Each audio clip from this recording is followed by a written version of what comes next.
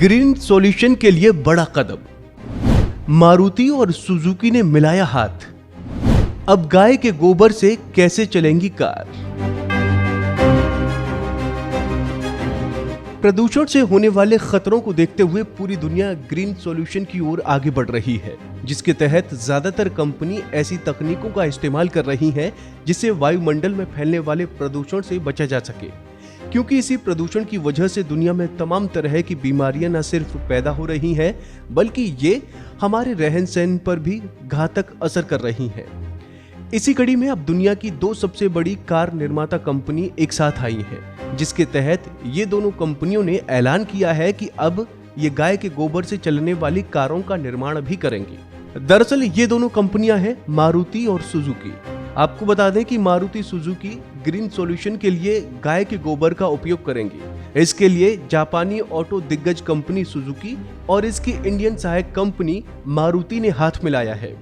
Company इस project के चलते साल 2030 तक 6 नए इलेक्ट्रॉनिक वाहन को लॉन्च करने की प्लान कर चुकी है।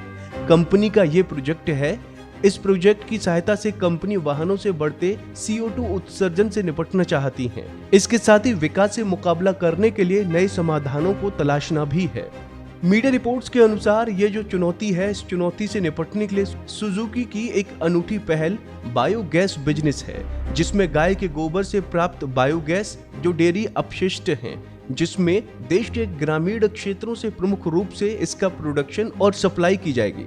वहीं सुजुकी के CNG मॉडल के लिए इस बायोगैस का इस्तेमाल किया जा सकता है। देश में CNG का कार का मार्केट करीब 70% हिस्सा है। सुजुकी की ग्रोथ स्ट्रेटजी 2030 के दौरान ग्लोबल प्रेजेंटेशन में बताया था कि कंपनी भारत के लिए बायोगैस के आसपास CNG ऑटोमेटिव सॉल्यूशन को विकसित करने के बारे में विचार बना रही है। इसके साथ ही सारे कृषि क्षेत्रों में अपने बिजनेस निर्यात करने की योजना बना रही है, जैसे अफ्रीका, आसियान और जापान जैसे देशों में। कंपनी की तरफ से कहा गया है कि हम मानते हैं कि भारत में बायोगैस व्यवसाय न केवल कार्बन तटस्थता में योगदान देता है, बल्कि आर्थिक विकास को भी बढ़ावा देता है और भारत के समाज में योगदान देता है। कंपनी ने कहा कि सुजुकी ने बायोगैस के सत्यापन के लिए भारत सरकार की agency national dairy development board और बनारस डेयरी के साथ एक समझौता ज्ञापन पर हस्ताक्षर किए हैं, जिसमें जापान में गाय के गोबर से प्राप्त बायोगैस से बिजली प्रोडक्शन करने वाली फुजिसिन असागिरी बायोमास में भी निवेश किया है। तो दोस्तों, उम्मीद है आपको हमारी ये जानकारी पसंद आई होगी। ऐसी ही तमाम अपडेट्स के लिए आप बने रहिए गुड रिटर्न्स के साथ।